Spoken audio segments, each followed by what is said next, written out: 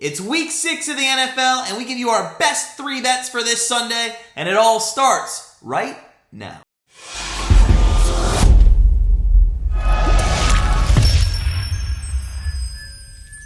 Hey guys, it's Matt from GrandstandBettors.com, and we have 3 more NFL bets for you this Sunday. But first, if you're new to Grandstand Bettors, make sure you go ahead and hit that subscribe button so you don't miss any of our NFL picks all season long. And while you're at it, smash that like button if you're excited for another great Sunday of NFL football. But hey, without further ado, let's dive in to our best bets of week 6 in the NFL. And the first game we're going to look at is between the Houston Texans and the Indianapolis Colts. This is in the 1 p.m. Eastern time slot. Colts are favored by 10 in this one, and the over-under set at 43.5. Texans coming into this game 4-1 on the year, having lost their last 3 games. The last one was just a heartbreaker against the Patriots as they led most of the way, but ended up losing to Bill Belichick and company. Now, with Davis Mills at the helm, essentially a third-string QB, we have to be honest,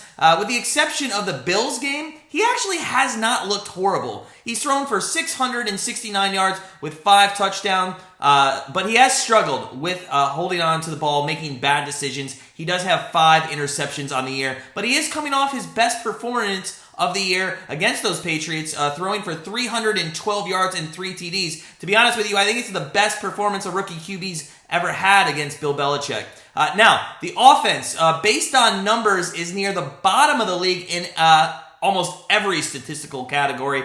Rushing yards, passing yards, total offense. But let's cut Davis Mills and the Texans a little bit of slack. In his first 3 games, he had to go up against 3 of the top 5 defenses in the NFL in Carolina, Buffalo, and New England.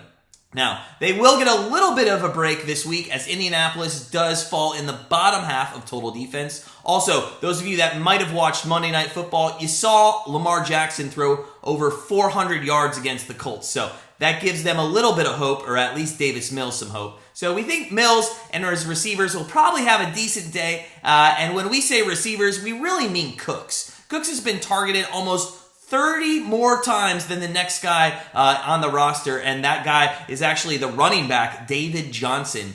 The rushing game for the Texans have really been non-existent. They're only averaging 3.1 yards per carry, and Ingram leads the team with only 212 yards on the ground.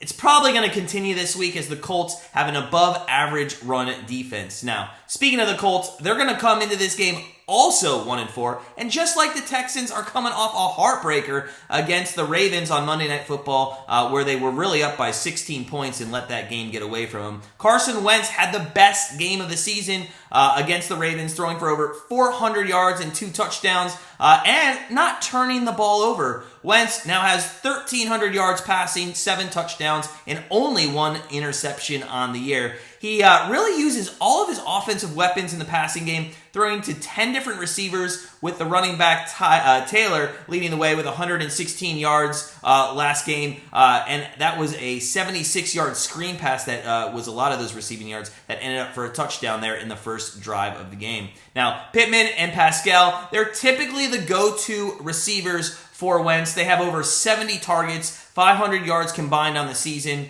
Now, Houston's passing defense is mediocre, and Wentz should be able to put up a good passing game, but the Colts are probably going to maybe exploit the run to set up that pass. Houston has the 7th worst defense, run defense, giving up over 134 yards a game. So we expect Jonathan Taylor, Hines, Mack, all to be included in the offense early and set Wentz up to hit some deep passes maybe later in the game. Taylor having a decent year so far, averaging 4.5 yards per carry, so it's likely that we're going to see him early and often.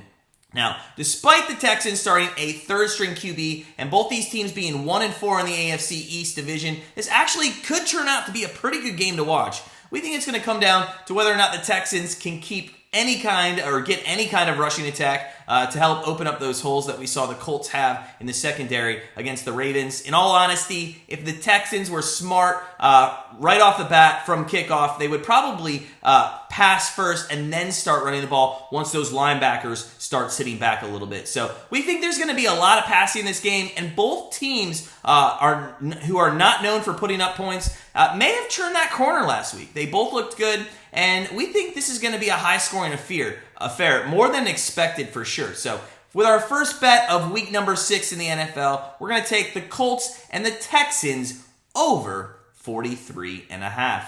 Now, with our second pick, we're going to look into the 4:25 time slot with the Las Vegas Raiders and the Denver Broncos. Broncos, 4.5-point favorites playing at home. The over-under is set at 43.5. Now, the two teams, they come into this game to basically try to prove to the public that they're for real. The Raiders have had an awful week on and off the field, losing to Justin Fields and the Bears, and then they lost their coach, John Gruden, justifiably so. Now, the Gruden situation, that thing's been talked about so much, we're not even going to touch that subject. But what we do want to focus on is this Raiders team that started 3-0 and now have lost 2 straight, and now they're going into a very tough place in Mile High Stadium.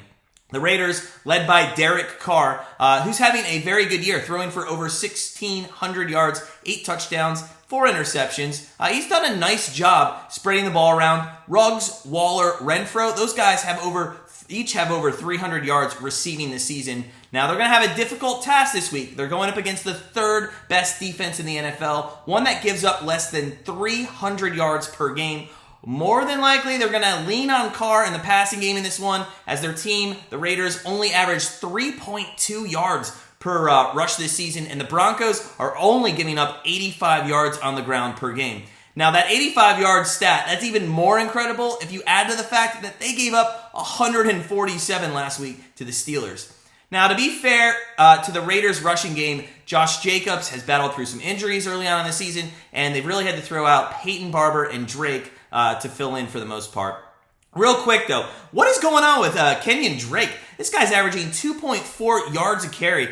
Many people, myself included here, thought he would be a great addition to the running game, and he's not even actually getting carries, so I don't know what's going on with him. We'll have to keep an eye out for the rest of the season. But the Broncos and that great defense, they're coming into this game 3-2. Many people thought after they started 3-0 against the Giants, Jags, and the Jets, it was a farce. Well, it's kind of played out that way as they lost handedly to the Ravens and then proceeded to lose against the horrible Steelers offense last week.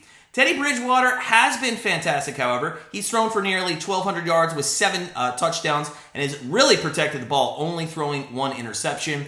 The biggest reason for the Broncos' success has been a balanced attack that they've had from passing and rushing on both sides of the offense. Now, Bridgewater, he's targeted 7 different receivers at least 10 different times, with Sutton, Patrick, and Font leading the way with a combined 850 yards and 5 touchdowns. The Broncos, they're going to be facing a very good passing defense in Vegas, who ranks 3rd in the league, only allowing about 205 yards per game through the air. However, as we mentioned, Broncos have a very balanced attack, and that balance does come from the rushing duo of Melvin Gordon and Javonte Williams. Now, these two are one and the same. Gordon has 60 attempts, 282 yards, and 2 touchdowns, averaging 4.7 yards on the ground. Williams, 54 attempts, 247 yards, 1 touchdown, 4.6 yards per carry. So they are so close to each other, and they're used basically in equal opportunities and equal amounts. Now, they're going to try and run all over Vegas in this one, who has a rush defense that's 7th worst in the league.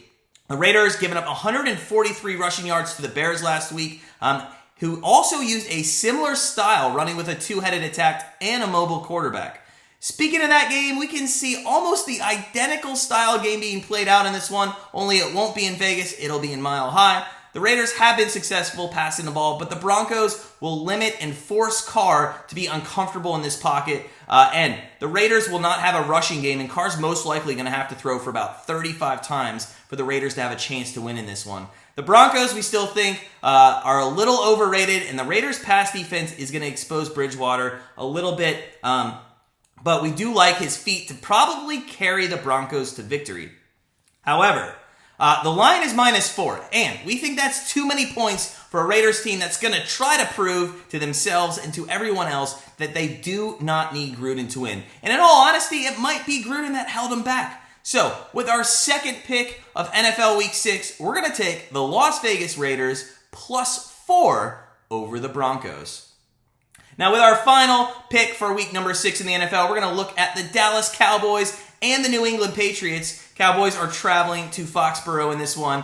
They are 4-1 on the season, while the Patriots are 2-3 and have not won at home thus far in the season. Spread is -3. The over-under set at 50.5, and this game is kicking off again like the Raiders in the 4:25 Eastern time slot. Now, Dallas is really a passing interference call away from being 5-0 on the season, and although it was expected that they would have a bounce-back season, they have certainly exceeded expectations thus far. Dak Prescott has really led the way, making a strong case for comeback player of the year. He's thrown for over 1,300 yards and 13 touchdowns. This guy's connected with 6 different receivers in the end zone, and with a dual threat at running back, yeah, we said dual, with Zeke and Tony Pollard, the offense has been very hard to stop this season. They're averaging 34 points a game, which is second in the NFL, and averaging over 430 yards per game. Right now, it seems like the only way to beat the Cowboys is to outscore them like Tampa did in week number 1.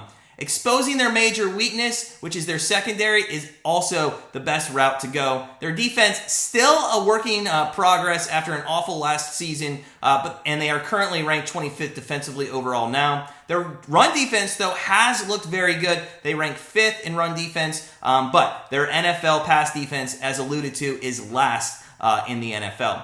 To beat this team, Matt Jones has to throw the ball and keep his passes away from Trayvon Diggs, who leads the NFL with 6 INTs. Now, in addition to attacking the secondary, the Patriots' offensive line does have to do a very good job of giving Matt Jones time to find his receivers down the field. The Cowboys' defense have consistently put pressure on quarterbacks, and the last thing you really want a rookie quarterback to do is throw the ball on the run, so they need to maintain that pocket in this one if Matt Jones and company want to have a chance against putting up numbers against the Cowboys' offense. So what also should help them out in this game is their defense, which is probably arguably the best defense the Cowboys will face this season so far. They rank 5th overall in the NFL. They only give up 18 points per game. So a 34-point offense in the Cowboys going up against a 18-point defense given up for the Patriots. It should go one way or the other. We'll have to see. The secondary, still the Patriots, one of the best in the league. Run defense has not been good this year, and the Cowboys will most likely attack that run defense first with Elliott and Pollard, but they're not going to shy away from throwing the ball at all in this one.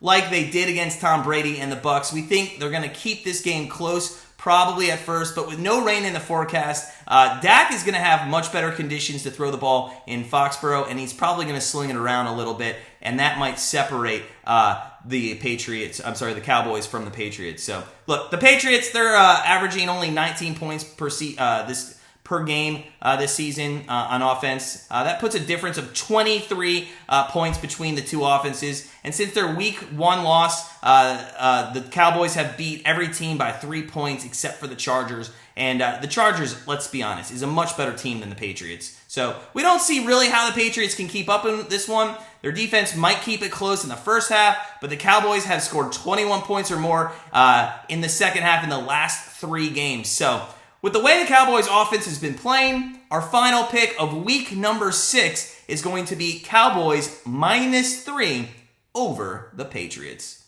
That's it for us here at Grandstand Bettors. We're going to be live streaming our Browns-Cardinals game on Sunday. That's at 4 p.m. And then our Monday Night Football pick is going to be coming out at halftime or around halftime of the Sunday Night Football game. So make sure you check that out. Guys, we've also joined Patreon. Go check our Patreon, our membership. It's only $6.99 per month. That's less than a quarter a day. So if you want to join our Patreon, get some more picks, it's $6.99 a month. The link's in the description. But as always, sit back, relax, enjoy week 6 of NFL football, and we'll see you next week.